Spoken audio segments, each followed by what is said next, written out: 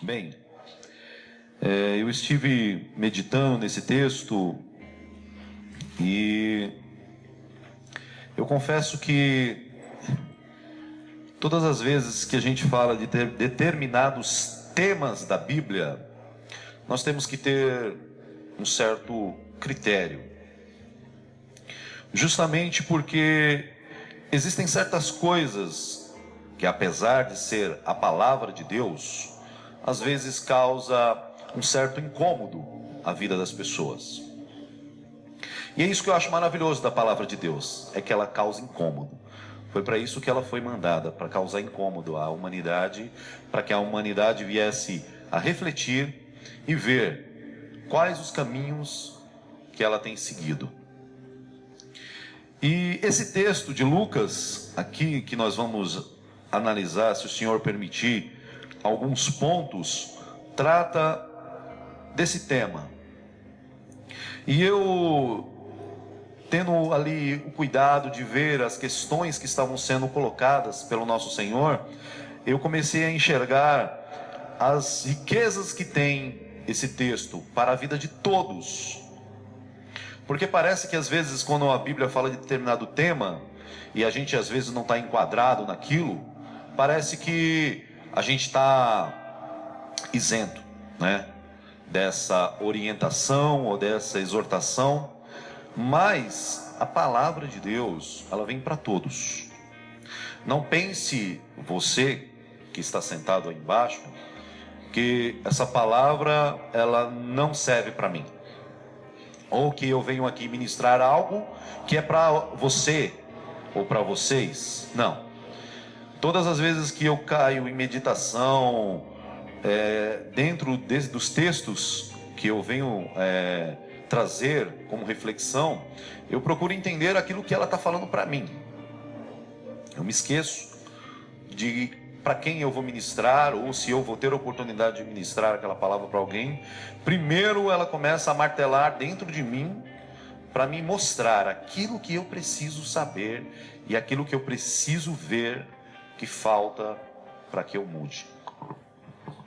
E esse texto, hoje eu coloquei, o tema da mensagem, ou da nossa reflexão é: o que eu tenho guardado, para quem é?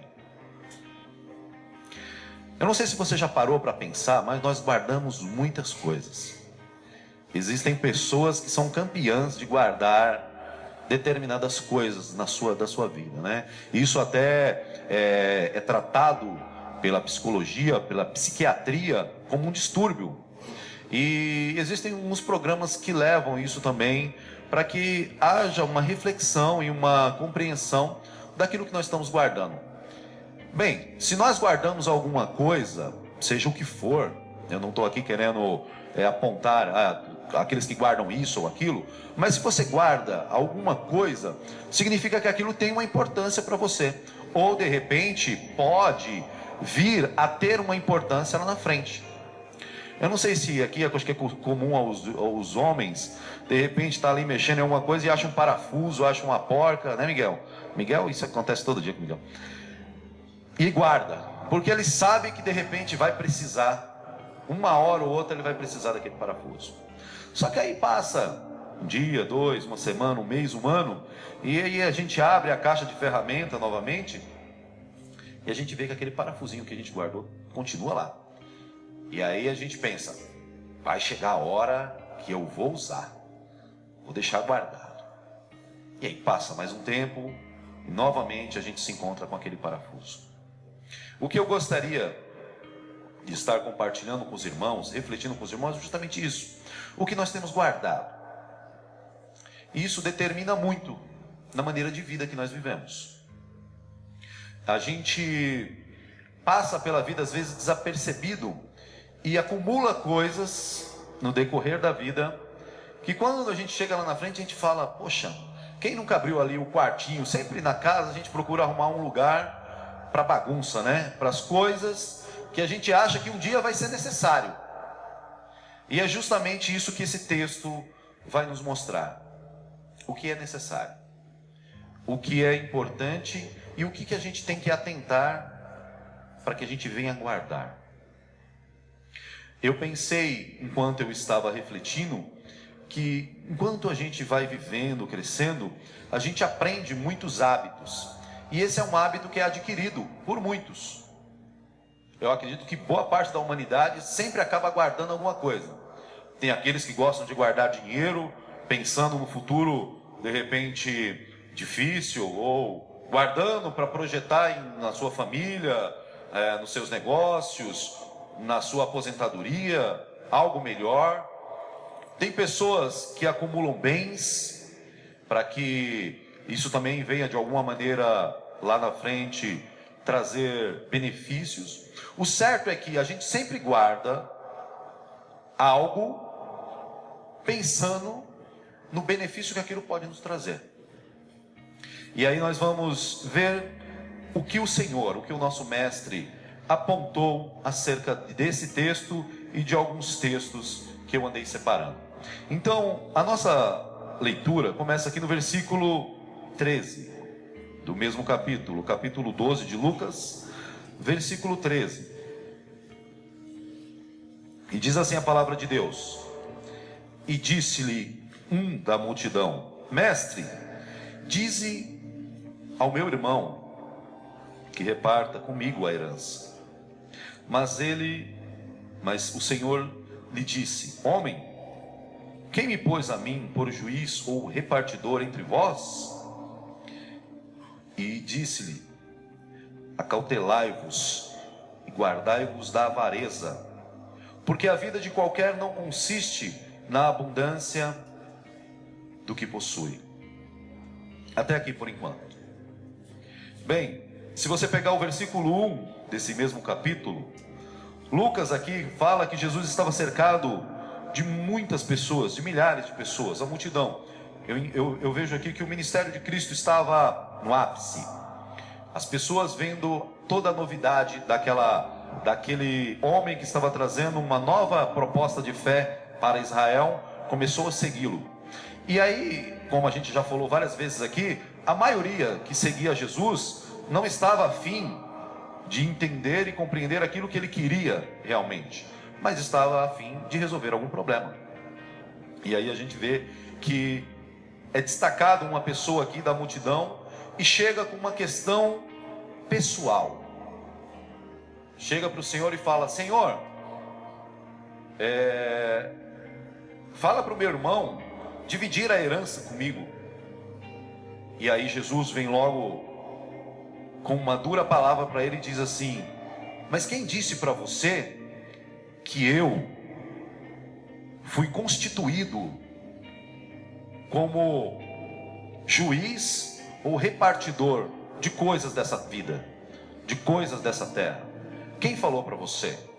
E aí ele continua dizendo: tomem cuidado com a avareza, porque o homem natural enxerga aquilo que o seu olho vê.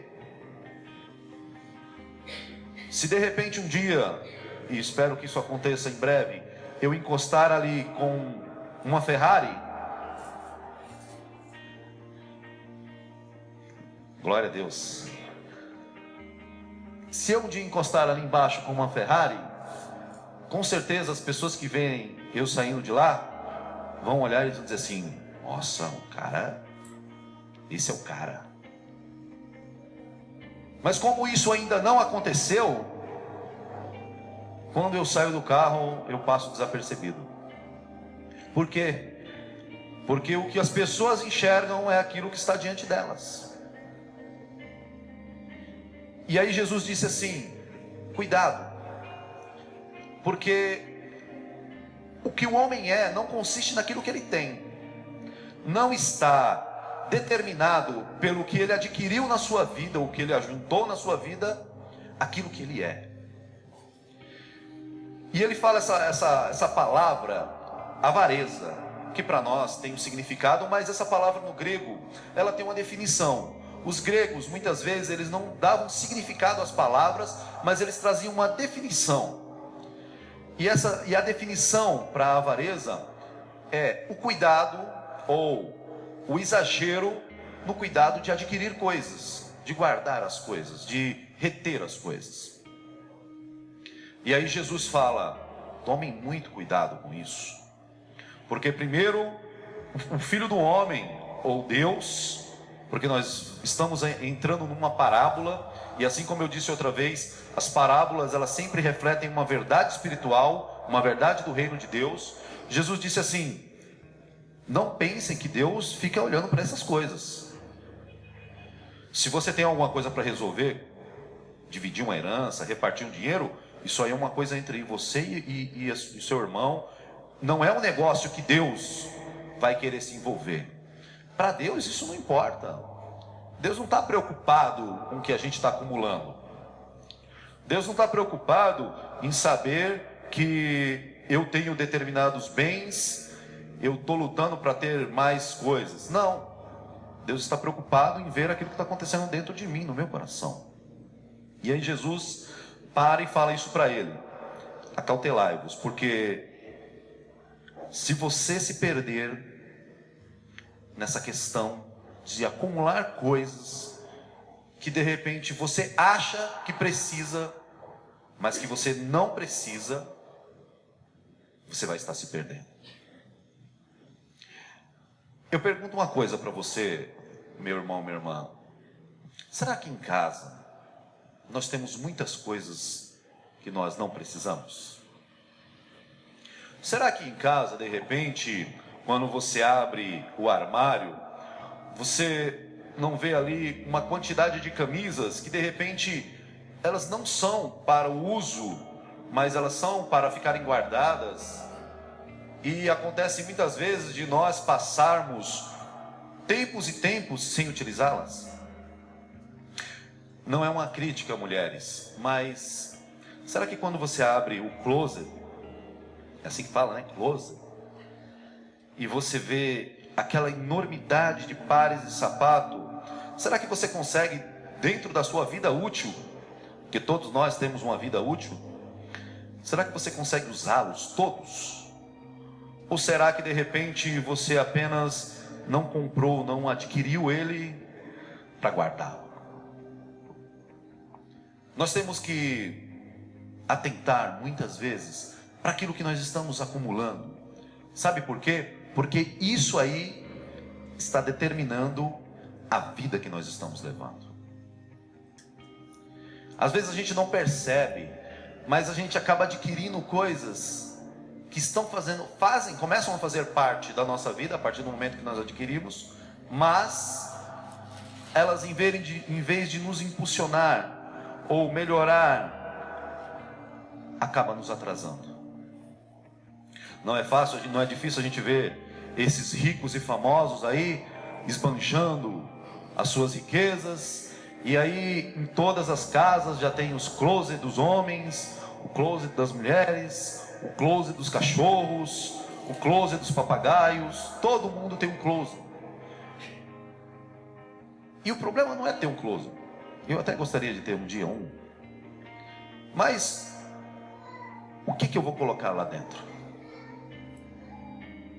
Será que o que eu vou guardar lá dentro vai fazer parte da minha vida? Ou será que eu apenas estou dando mais um passo para trás? Jesus continua falando no versículo 16. Aí ele entra numa parábola. E ele diz assim: e propôs-lhes uma parábola, dizendo: a herdade de um homem rico tinha produzido com abundância, e arrazoava entre si, dizendo: que farei? Não tenho onde recolher os meus frutos. E disse: farei isso, derribarei os meus celeiros e edificarei outros maiores, e ali recolherei todas as minhas novidades e os meus bens. E direi à minha alma: alma, tens em depósito muitos bens para muitos anos. Descansa, come, bebe e folga. Até aqui. Jesus começa a contar uma parábola. Isso não é uma história real, uma parábola. Jesus fala que um homem rico conseguiu algo maior, que até trouxe surpresa a ele. E ele não estava preparado para tamanha abundância. Veja que quando Jesus começa dizendo isso, ele já diz de imediato: o homem já era o quê? Rico. Ele já era rico. E eu quero aqui deixar a mensagem de lado e abrir um parênteses. Você pode estar pensando aí: poxa, mas você vai falar de riqueza, né? De pessoas que são ricas. Então logo você está pensando em alguém que não é você. Porque o rico tem essa mania. Você pode ver na televisão, quando alguém chama uma pessoa de rica, ela fala: não, longe de mim, o rico é aquele lá, eu não, longe de mim, eu não sou rico.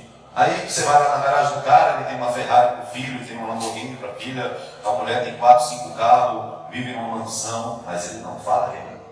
O que eu acho bonito do rico é justamente isso, ele não assume que é rico. Eu não sei se é com medo de ser sequestrado, ou se ele tem algum problema com a riqueza, apesar de andar do lado dela todos os dias, acordar com ela. O que eu quero dizer com isso é que nós somos ricos. É isso que a palavra de Deus está querendo mostrar. Nós somos ricos. Você fala: não, mas eu não tenho 1 milhão na minha conta. Mas você é rico. Baseado naquilo que a humanidade vive hoje, nós somos ricos. Isso não tem como contestar. É claro que 3% da humanidade detém 70% da riqueza do mundo. Mas o restante vai dividindo ali. Uns um pouquinho mais, um pouquinho menos. Mas o certo é que a riqueza aqui não está falando de pessoas que são podres de rica. Porque senão, essa mensagem não seria levada a esses pobres. Porque Jesus estava falando com pobres aqui, com uma multidão. O que Jesus quis dizer é que todo aquele que tem mais do que precisa é rico. Todo aquele que reteve mais do que está usufruindo já é rico. Então ele cai aqui e diz: um homem é rico. E de repente ele se encontra com uma grande surpresa. Esse ano, o campo que ele plantou produziu mais do que ele podia guardar. E aí ele cai em si e pergunta para ele mesmo: o que farei? Interessante que quando Jesus fala esse questionamento de si mesmo, o que farei? Isso traz uma reflexão para cada um de nós. Quando nós recebemos algo a mais do que nós precisamos, nós temos que imediatamente cair de joelhos perante o Senhor e dizer: Senhor, o que farei? É claro que nesse sentido aqui, o Senhor não estava pensando em Deus. A reflexão aqui não era em relação ao que ele podia fazer. Ele estava preocupado com ele.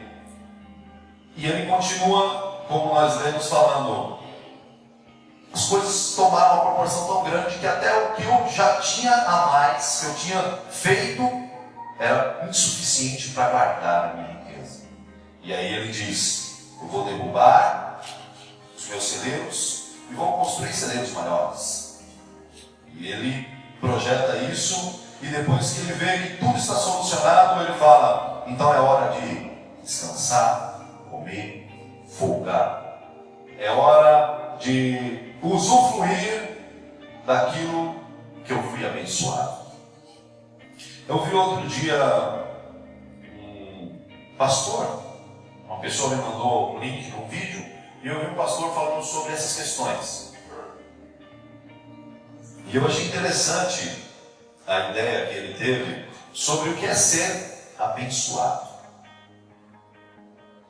Ele disse lá que ser abençoado não é quando eu recebo algo, que para nós acaba sendo a mesma coisa, mas não é quando eu recebo algo de alguém ou da parte de Deus, eu estou sendo abençoado. Mas abençoado é aquele que dá. É aquele que sabe que tem e pode repartir.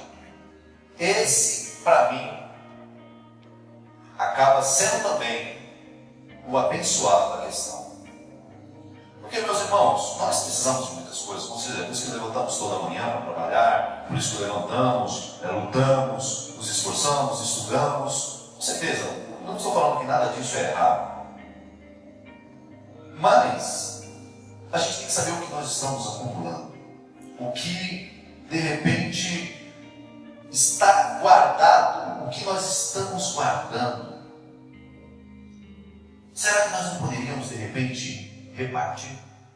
Será que você, meu irmão, minha irmã, você não conhece alguém que está precisando um pouquinho mais do que você? Será que nós não temos visto no mundo, na humanidade, pessoas que têm tido carências muito maiores do que as nossas? Sexta-feira eu me encontrei com uma criança com uma carência muito grande. Eu fui mais as minhas filhas, nós fomos para fazer o nosso trabalho no orfanato,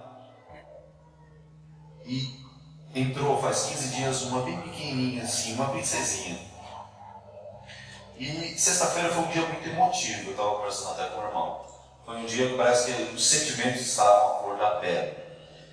E acabou que no final, essa menina foi muito apegada a mim, eu contei história, brinquei, fiz um monte de coisa com ela. No final nós temos que nos despedir, porque nós temos um horário, tem que sair da casa. E ela estava sentadinha, eu levei ela até o sofá dentro da casa, coloquei ela sentadinha lá, e ela chorando, me abraçando. Aí eu falei assim, não, calma, o tio volta. Mas o senhor volta quando? O tio volta quando? Começou a chorar. E ela só me largava para saber, para ouvir aquilo que eu estava dizendo, e depois voltava a me abraçar de novo. E me segurava, e aquilo ali foi me machucando. Porque eu percebi que ela estava muito carente. Ela precisava de um abraço. Ela precisava sentir o corpo abraçando ela e protegendo ela. Nesse mundo nós vemos muitas pessoas que têm carências. E às vezes as respostas dessas carências estão conosco. Nós estamos guardando. Nós estamos retendo a resposta para a vida de outra pessoa. E quando Jesus fala a respeito disso, ele mostra que esse homem só estava pensando nele. Eu construí, eu batalhei, eu lutei, e olha aí o resultado de tudo que eu fiz. Consegui além daquilo que eu tinha como expectativa. Porque se ele tinha celeiros prontos para receber, e aquela colheita superabundou aquilo que ele tinha, significa que o planejamento dele não foi exatamente como ele queria, mas superou aquilo que ele queria. E aí ele, todo cheio de alegria, ele falou, bem, agora é hora de descansar. Quando nós temos além daquilo que nós precisamos, nós descansamos.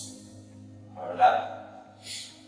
Eu não sei se já aconteceu com você, mas em muitos momentos da minha vida eu tive que fazer hora extra.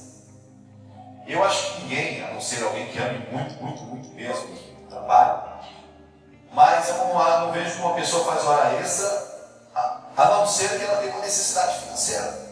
Porque de repente o salário dela não deu para comer as despesas daquele mês, ela sabe que vai ter que trabalhar um pouquinho mais para que aquele dinheiro renda no final do mês.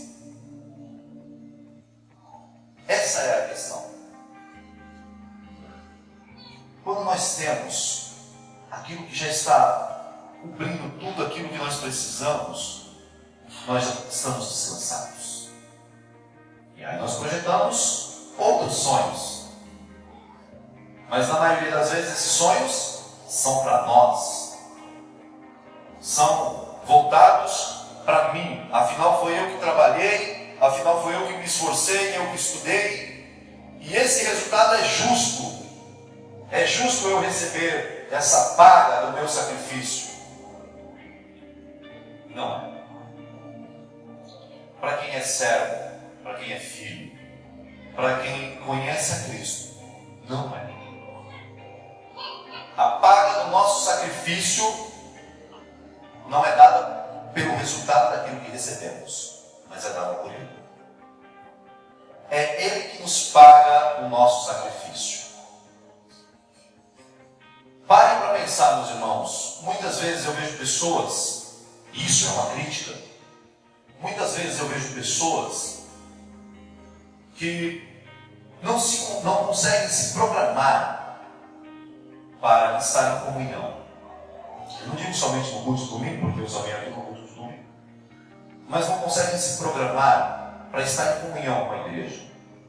E aí, infelizmente, vem sempre aquela questão: ah, meu irmão, eu estava trabalhando. Ah, meu irmão, é porque eu estava ocupado com isso. Ah, meu irmão, é porque eu estava ocupado. E aí, quando você ouve as desculpas, né, a maneira que a pessoa explica aquilo, você vê que ela usou aquilo para ela, não para o próximo, não para outra pessoa. E aí mora dentro disso daqui a grande questão. Quando eu estou acumulando as coisas, elas já começam a me atrapalhar. Porque eu começo a perder o foco daquilo que Deus quer para a minha vida. Eu começo a perder o sentido e eu me torno um egoísta. Sabe de uma coisa, meu irmão, minha irmã? Lá no céu, aonde nós vamos morar, não existem egoístas. Não existe ninguém que chegou lá no céu pensando em si mesmo. Você pode ter certeza. Não existe ninguém que subiu e está morando hoje com o Pai, que passou a sua vida toda nessa terra pensando nos seus propósitos. O que nós vemos através da Escritura é que homens abandonaram o seu eu, o seu ego, para viver para outras pessoas. É isso que nos une aqui. É isso que nos faz corpo. Não sei se você já parou para pensar, mas o corpo ele está unido porque ele tem um propósito. Se amanhã você levantar assim um dedo e procurar ele e ele estiver abrindo a porta para sair sozinho, significa que ele já não está mais afim de ficar ligado com você. Ele quer viver a sua vida própria. Mas nós sabemos que ele não vai muito longe. Jesus continua dizendo, no versículo 20, algo que é preocupante, mas que também é interessante. Ele diz assim: mas Deus lhe disse, louco, esta noite te pedirão a tua alma, e o que tens preparado, para quem será? Assim é aquele que para si ajunta tesouros e não é rico para com Deus. Eu já vi pessoas dizendo que o Evangelho às vezes tem raiva dos ricos, ou daquele que tem mais. Esse versículo é uma prova disso. Nós podemos ser ricos para Deus. Nós podemos ajuntar coisas. Não sei se você percebeu, mas Jesus disse que Deus falou para a arrogância desse homem: você é louco. Sabe por quê? Porque você não sabe como vai terminar a sua vida. Porque nos versículos anteriores ele estava preparado para viver muitos anos com aquilo que ele tinha guardado. Agora eu te pergunto, quantos anos você acha que você vai viver ainda? Você já se planejou? Eu acho interessante o nosso país, é um dos outros países que desenvolvem aposentadoria. Eu acho interessante esse negócio da questão da aposentadoria, porque a pessoa está projetando algo para o futuro. E isso é bom. Mas será que ela vai conseguir viver esse futuro? Será que de repente ela vai se planejar e concretizar exatamente como ela queria? Geralmente não. O que nós vemos no nosso país em relação à aposentadoria é que muitos aposentados, depois que se aposentam, têm que continuar trabalhando. A maioria. Por quê? Porque o que recebem não é suficiente para o seu sustento. E ele disse aqui: eu preparei tudo para muitos anos. Aquilo que eu tenho preparado, guardado, já vai dar para muitos anos. Agora é hora de festejar. E Deus falou: quem disse para você que você terá a oportunidade de festejar com aquilo que você guardou? Mas, no versículo 21 ele fala: você ajuntou, mas se você ajuntou e não ajuntou para Deus, você não é rico para com Deus, você está com prejuízo. Eu vejo que o homem, ele traça a sua meta e ele se esforça. Uma coisa que eu acho interessante no ser humano: quando ele quer alguma coisa e ele se determina a fazer aquilo ali, ele faz. Seja para o lado positivo ou para o lado negativo. Eu posso falar aqui que algumas pessoas aqui conhecem casas de recuperação. E é interessante. Não adianta ter dinheiro, não adianta ter a melhor clínica, não adianta ter os melhores tratamentos. Se a pessoa não quiser,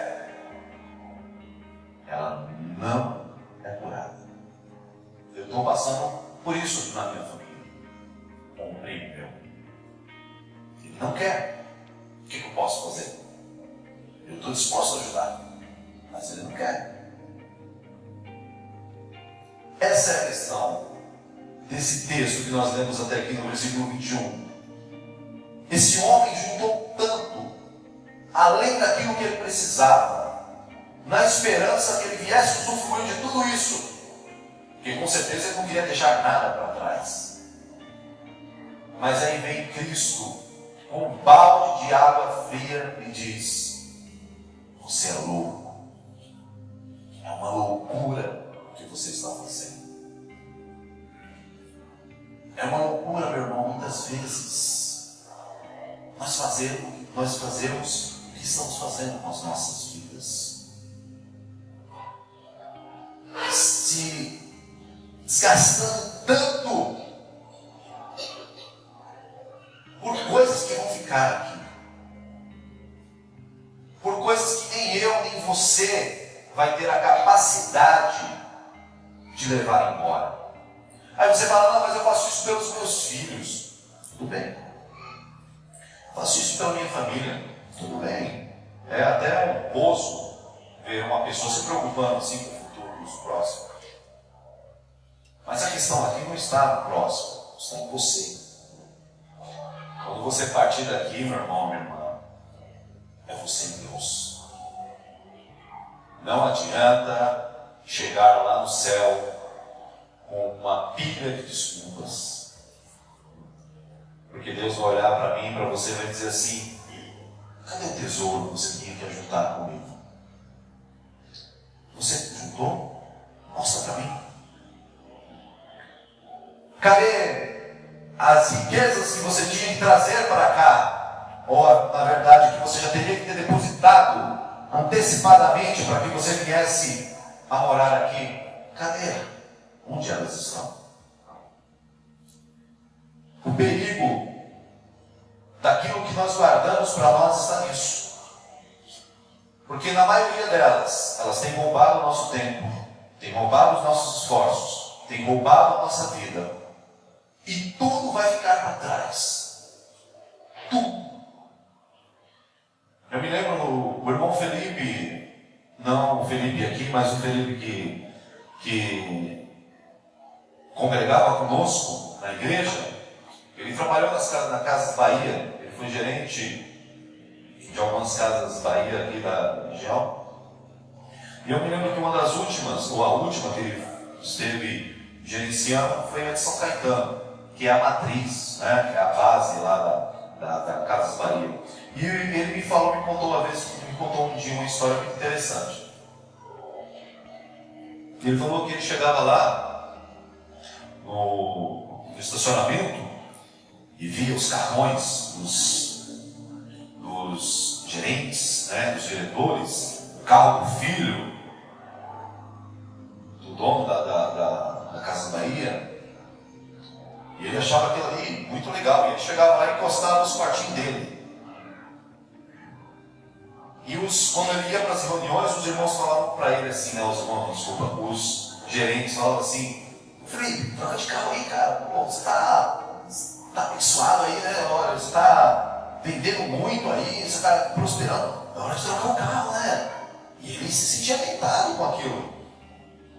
Só que aí foi passando o tempo e ele foi vendo a realidade daquela história. Ele disse que nas reuniões que ele participava com os filhos, porque o pai, o fundador da Casa Bahia, já não se fazia presente, porque havia sido trancafiado pelos próprios filhos dentro da mansão dele, estavam arquitetando a destruição da Casa Bahia. Estavam planejando cada um pegar a sua parte e derrubar aquele império, ou passar aquilo para frente. Não pense, meu irmão, eu não quero aqui desanimar você em relação aos seus filhos, mas não pense que os seus sonhos não são os sonhos dos seus filhos. Entendeu? Não pense que porque você é médico, que o seu filho se tornará médico. Não pense que de repente porque você é um agricultor, um fazendeiro, o seu filho também irá acompanhar. Existem aqueles filhos, de repente, eles gostam daquilo que o pai faz, passa-se de geração para geração, mas hoje está sendo cada vez mais raro. E eu não espero que os meus filhos sigam aquilo que eu tenho planejado. E eu sempre falo para minha esposa: vamos trabalhar, nos esforçar, dar aquilo que a gente pode dar para eles, mas quando cada um tiver na sua idade, hora de resolver as suas questões, nós vamos viver nossa vida, cuidar da nossa vida, da nossa casinha. Eu não vou construir uma casa com muitos quartos, pensando em todos os meus filhos, porque eu posso me frustrar. Porque de repente quando eles crescerem e falar: pai, não quero mais morar aqui, isso aqui é muito chato, vou para outro lugar. E é isso que tem acontecido.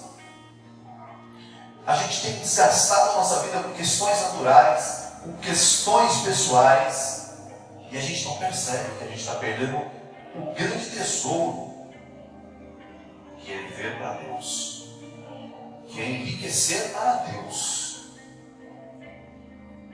No fim, nós podemos ter uma surpresa. No fim, nós podemos ser pegos de surpresa com uma palavra dura, como essa que Jesus disse: louco, o que você fez foi loucura. Não precisávamos de tudo isso. O que nós temos, meus irmãos, eu posso dizer aqui sem medo, apesar de não conhecer aqui a intimidade da maioria, né? A casa, enfim. Mas eu posso dizer com convicção, sem medo de errar, nós temos muito mais do que nós precisamos. Mas se isso foi nos dado, se isso já está nas nossas mãos, nós não vamos lançar fora. Nós temos que ver quem pode ser abençoado, quem vai poder receber também um pouco daquilo que Deus colocou nas nossas mãos. Isso é ser um bom mordomo. Quando nós vemos a palavra que fala sobre o bom mordomo, o mordomo fiel, nós vemos que aquele que recebeu, ele não é culpado por ter recebido aquelas coisas, não. Chegou nas mãos dele, mas ele teve a consciência de que ele precisava repartir. Ele precisava multiplicar aquilo no benefício de outros. Mas infelizmente é o que nós vemos menos acontecendo no mundo. É as pessoas preocupadas com o mundo. Como eu disse na mensagem passada, Você sabe se tem alguém aqui no nosso meio passando uma necessidade? Você, de repente, se preocupou em mandar uma mensagem ou ligar para um irmão que você viu bem triste. Às vezes essa tristeza pode ser uma necessidade. Às vezes pode ser uma carência. Estou falando só de coisas materiais. Às vezes, meu irmão, nós estamos aqui preocupados com nós. Preocupado comigo. O que eu vou receber? Afinal, eu vim aqui para receber algo. Não para dar. O Evangelho não é um Evangelho só de quem recebe. É um Evangelho de quem dá também. E ele é muito mais de quem dá do que quem recebe. Sabe por quê? Porque existem muito mais pessoas precisando ajuda do que aqueles que estão abastados. Não é para você, de repente, sair daqui envergonhado porque você tem mais do que você precisa, não. Mas é para você sair daqui feliz, sabendo que Deus te abençoou para que você abençoe outras pessoas. Para que você divida a sua bênção. Porque afinal, meus irmãos, no dia que eu e você sairmos daqui, tudo vai ficar para trás. E eu e você não teremos justificativa. Eu sei que eu tenho mais do que eu preciso. Essa semana Deus me mostrou que eu tenho mais do que eu preciso. Eu tenho passado em frente a uma casa, meus irmãos, e todos os dias que eu passo em frente àquela casa, eu sinto uma apunhalada. É caminho. Eu não desvio desse caminho porque é o caminho que eu faço todos os dias, 3 ou 4 vezes por dia, para levar os meus filhos à escola. E todas as vezes que eu passo na frente daquela casa, ela fica bem numa esquina. Eu vejo que eu tenho mais do que eu preciso. Aquela casa, ela não tem portas. Os seus vitrôs estão com os vidros quebrados. E lá moram 3 pessoas. Uma senhora e 2 crianças. E um dia eu fiquei assim, chocado. Ele é um bairro que é meio periferia, meio favela. E eu acho que os traficantes lá quebraram as lâmpadas de iluminação pública para que o bairro ficasse no escuro. Então quando você passa lá, o bairro está todo no escuro. E aí para passar pela rua que é a principal, a gente acaba acendendo um farol alto. E eu me lembro que um dia eu estava descendo com uma das meninas, voltando para casa da escola. E quando eu acendi o farol alto, bem na esquina, estava uma menininha desse tamanho e uma um pouquinho maior. E eu percebi que quando eu acendi o farol alto, ela levou um susto. E ela olhou para trás e abraçou a irmã dela. E aquilo me chocou muito. E eu cheguei em casa e olhei para meus filhos e agradeci aos meus filhos, porque na casa onde eu moro tem uma porta. Nas janelas tem um vidro para proteger a gente do frio.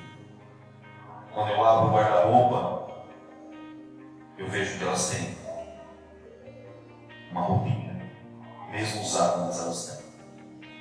Quando eu abro a geladeira, eu vejo que tem alguma coisa lá para a gente comer. E eu falei para Deus, eu já tenho mais do que eu preciso. É hora de eu repartir com ela. E eu coloquei isso no meu coração e eu tenho pedido coragem, porque até agora eu fui um covarde por não ter ido até a casa dessa senhora e perguntado para ela o que eu posso fazer com você. Mas eu tenho pedido coragem a Deus. E eu tenho certeza que a hora vai chegar. Eu sei que eu tenho mais do que ela precisa, mais do que ela. E mais do que eu preciso.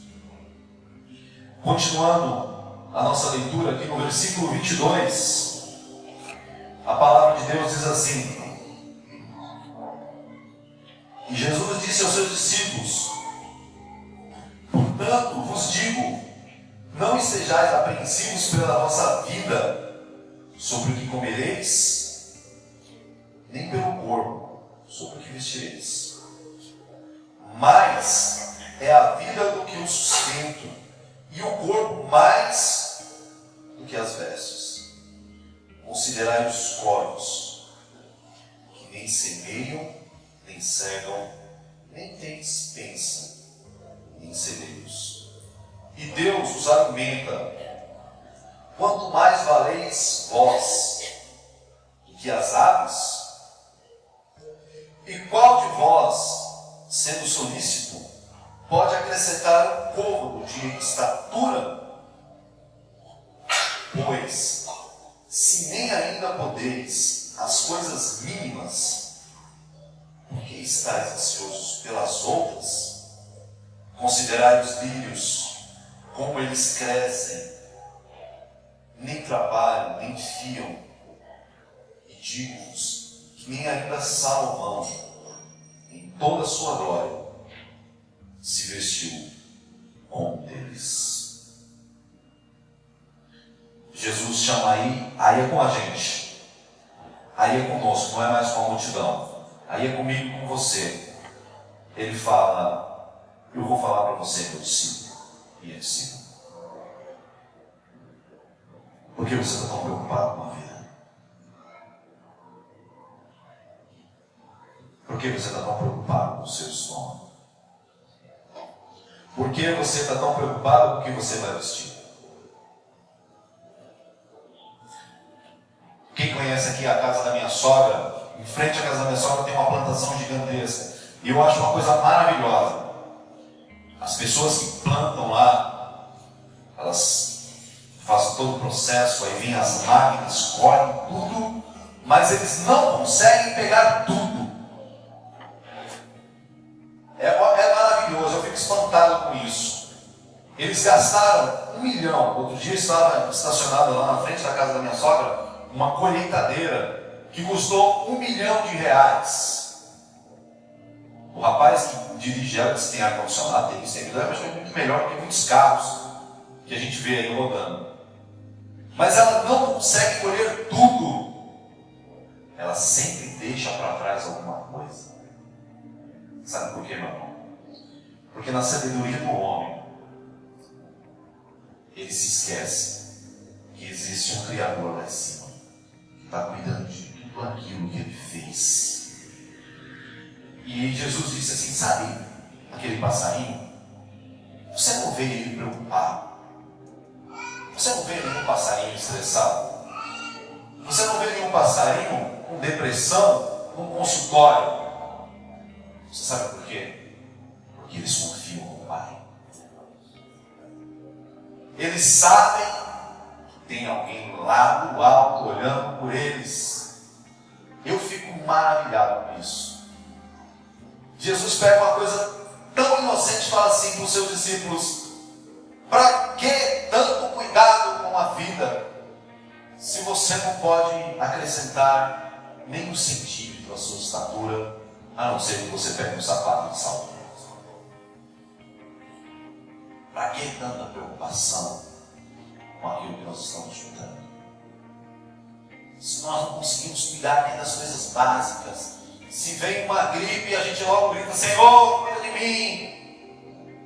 Se quando o médico fala assim: você está com uma enfermidade grave, a pessoa já se abala e fala assim: oh Deus, tem misericórdia. Se nada nós podemos fazer por nós, para que tanta preocupação? Para que a gente anda para cima e para baixo, correndo atrás de tantas coisas que não vão acrescentar nada para Deus. Quando Jesus fala dessa maneira com seus discípulos, eu vejo alegria nos olhos deles. Sabe por quê? Porque muitos deles passavam necessidade. Porque muitos deles, meus irmãos, diferente daquilo que as pessoas vivem hoje, não tinham ninguém para cuidar deles. Eu já falei uma vez aqui, para nós aceitar Jesus é uma coisa muito natural. Você vem aqui, alguém faz um apelo, você vem, levanta a sua mão e depois você volta para o seu lugar, e segunda-feira a vida continua. Mas para esses, ao qual foram timbrados aqui nessa palavra, eles perdiam tudo. Casas, carros, heranças, fazendas, família. Muitos, como José de Arimateia, da noite para o dia, saiu da riqueza para a pobreza, por amor a Cristo. E é bom quando a gente não pode, a gente vive numa situação assim, é bom a gente saber que tem alguém cuidando de nós. Quando Jesus disse isso, eu tenho certeza que eles se alegraram, porque eles sabiam que o Deus que Jesus Cristo estava mostrando a eles é fiel. Agora eu pergunto para você, meu irmão, minha irmã, você acha que Deus é fiel? Eu quero te perguntar, ele tem faltado alguma vez com você? Ele já faltou alguma vez comigo? Ah, mas eu pedi aquela cura e ele não deu. Ele deu sim. Quando você partir desse mundo, você vai ver que nunca mais você vai ficar doente. Aquilo que eu e você não podemos fazer por nós, ele fez. Eu não tenho medo de declarar que ele tem cuidado de mim. Todos os dias, ele tem cuidado de mim. Até daquilo que eu não estou me preocupando, ele já está cuidando. Enquanto você está aqui ouvindo essa palavra, ele está cuidando da sua vida. Não aqui dentro, lá fora. Enquanto nós estamos aqui meditando nas Escrituras, ele já está organizando tudo para que eu e você conseguimos chegar até o alvo que ele preparou para cada um de nós. Porque não é fácil, não. Não é fácil nós enfrentarmos aquilo que o mundo está propondo e continuarmos de pé. Porque o diabo tem levantado mentiras que se parecem com verdades, para que eu e você sejamos confundidos.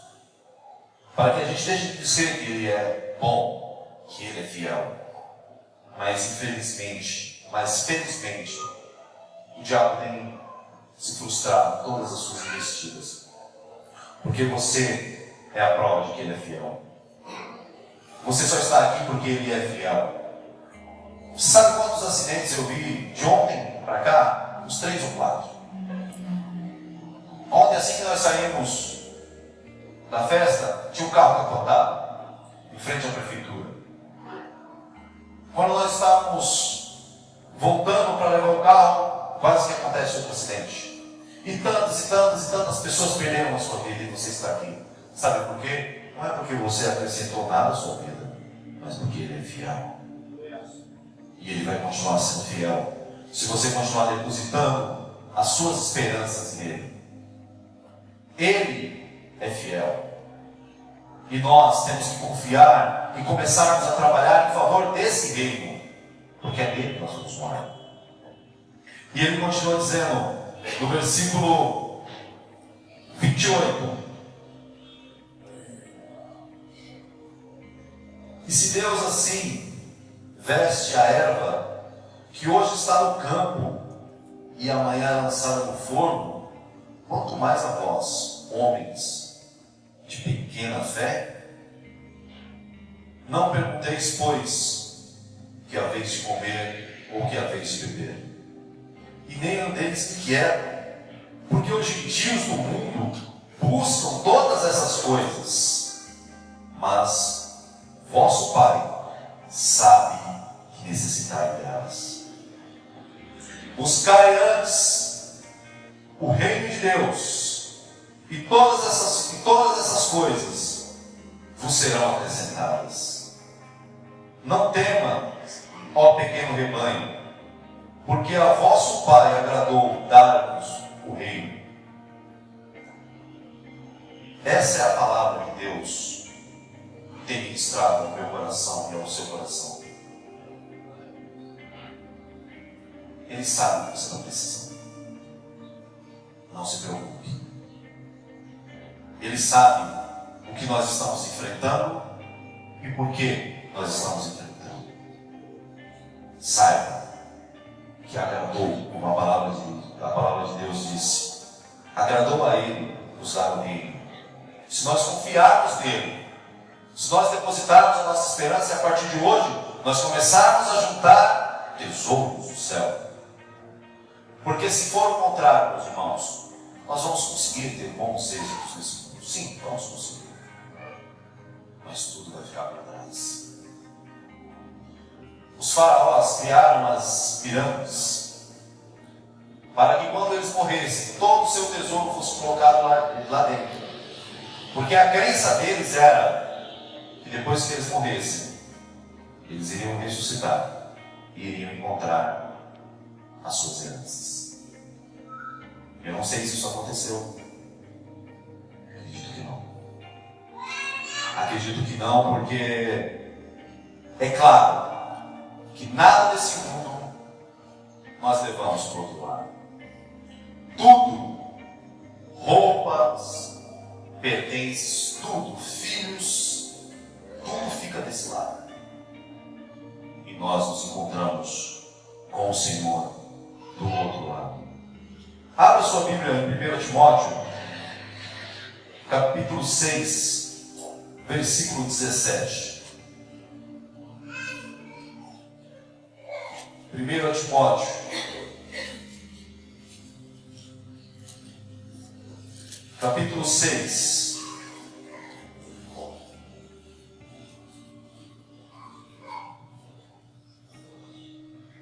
Olha o que Paulo disse a Timóteo para que ele reproduzisse aos ouvintes.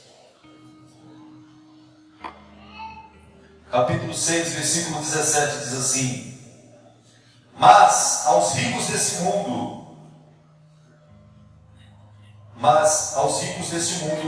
que não sejam altivos, nem ponham a esperança na incerteza das riquezas, mas em Deus, que abundantemente nos dá todas as coisas para que delas gozamos. Paulo disse assim, ricos, depositem as suas esperanças em Deus, não naquilo que vocês têm. Sabe por quê? Porque é Deus que dá. Se nós temos mais do que nós precisamos, foi Deus que deu. E é por isso que nós temos que ter a consciência de que nós podemos repartir. Esse inverno que passou foi o inverno mais frio dos últimos 10 anos. E quantos agasalhos nossos ficaram dentro dos nossos armários e pessoas pelas ruas morreram de frio? Significa que se nós não estávamos usando, alguém poderia usar. Se nós somos ricos, meus irmãos e minhas irmãs, é requerido de nós, através da palavra de Deus, nós venhamos repartir. Que nós venhamos a colocar a nossa mão na consciência e vermos o que precisamos. E aquilo que está sobrando, que a gente possa passar para o próximo. Lucas 6.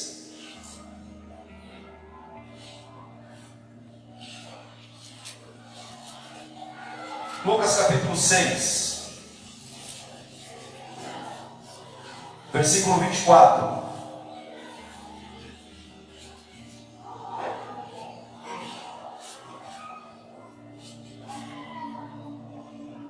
Diz assim: Mas ai de vós, ricos, porque já tendes a vossa consolação. No mesmo livro, capítulo 16, versículo 25.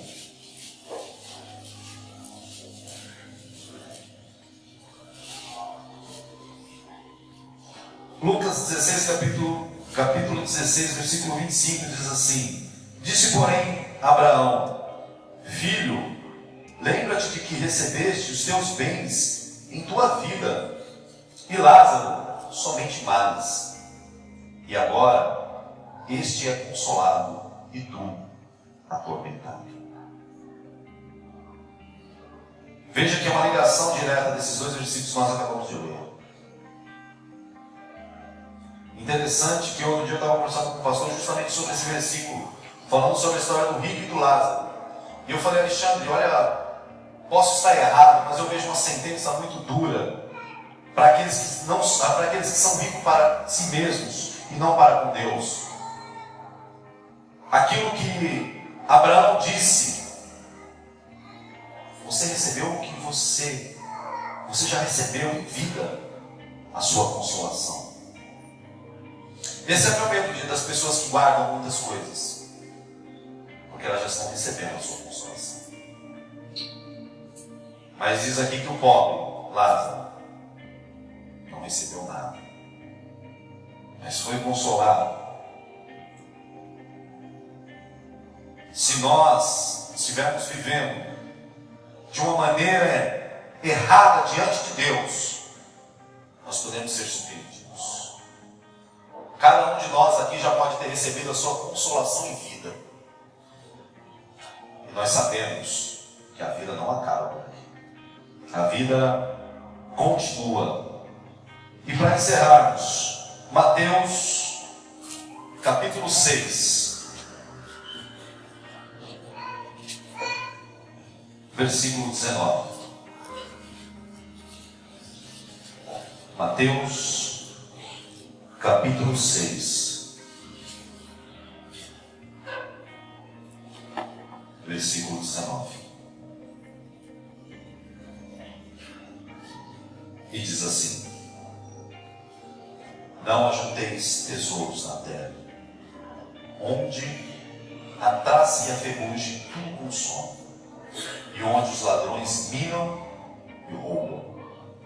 Mas ajuntai tesouros no céu, onde nem a traça nem o ferrugem consome, e onde os ladrões não minam nem roubam. Porque onde estiver o vosso tesouro, aí estará também o vosso coração. Eu pergunto, para nós encerrarmos, aonde está o seu coração? Se tudo que nós guardamos está guardado no nosso coração, nós estamos perdidos. Eu temo muito de estar guardando coisas além do que eu preciso. Porque parece que Deus, Ele sempre me alfineta, Ele sempre me apunhala. Todas as vezes que eu vejo alguém, Ele sempre me mostra: você já tem mais do que você precisa. Eu vejo que tem muitas pessoas que estão precisando. Eu acredito que você também tem visto. Não somente embaixo das pontes, pelas ruas, mas do seu lado, do seu vizinho. De repente o seu vizinho não está precisando de uma cesta básica ou de uma ajuda financeira, mas a alegria, aquela alegria que eu falei no começo, que nós trouxemos de ontem, do casamento, será que essa pessoa não está precisando dessa alegria? Que não vem de vós, não vem de nós, é dom de Deus, é Ele que nos alegra. Será que o nosso vizinho não está precisando de um abraço? Num mundo onde as pessoas estão se dando uma das outras. Pense nisso, meus irmãos. Que essa palavra traga alegria para você. Porque essa exortação de Deus não é para a nossa tristeza, mas é para a nossa alegria. Sabe por quê? Porque tudo isso vai terminar na vida eterna. Se nós seguirmos os conselhos que Cristo deu através da sua palavra, nós iremos viver eternamente, sendo ricos para com Deus, juntos. Nesse mundo, o Senhor disse, nós teremos ambições. Mas lá no céu onde eu e você vamos morar, nós não teremos mais ambições. Guarde essa palavra no seu coração. Que Deus possa te mostrar a partir de hoje que você já tem muito mais do que você precisa. Que nós possamos ter a consciência de que se o mundo está sofrendo, nós podemos ser a solução para muitas vidas.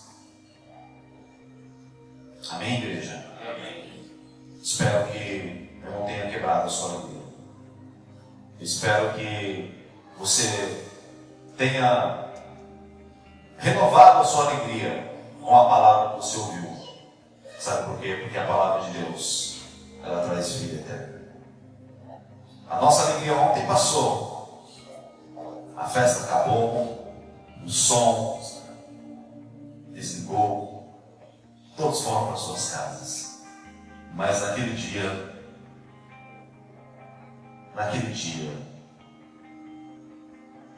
nós não iremos mais nos entristecer. Será uma alegria eterna para todo sempre, que eu e você vamos poder pular, como alguns irmãos pularam ontem. Nós vamos ter toda a liberdade no céu, porque o céu tem espaço suficiente para cada um pular sem pisar no pé do outro, para que nós venhamos nos alegrar com aquilo que nós